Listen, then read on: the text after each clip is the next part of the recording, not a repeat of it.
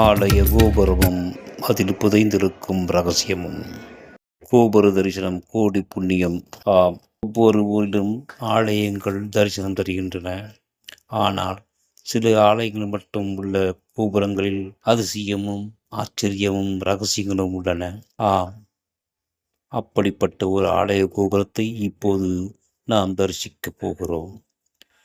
14,000 பாண்டிய வீரர்களின் மரணம், தேவரடியார் வெள்ளாயி நடனழகியின் மரணம் என ரகசியம் சொல்லும் வெள்ளை கோபுரம். ஆம், ஏன், எங்கே? 108 திவ்ய தேசங்களில் ஒன்றான ஸ்ரீரங்கம்.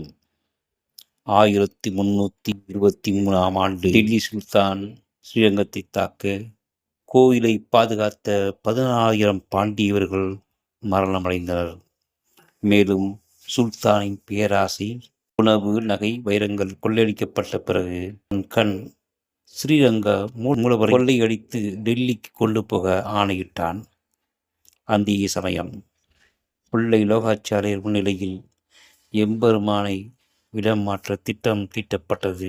அப்போது டெல்லி சுல்தானின் கவனத்தை திசைருப்ப ஆலயத்தின் நடனமாதி வெள்ளாயி தன் நடன திறமையால் டெல்லி சுல்தானை கோவிலின் உச்சிக்கு சென்று அவனை கீழே தள்ளிவிட்டு தானும் தற்கொலை செய்து கொண்டாள்.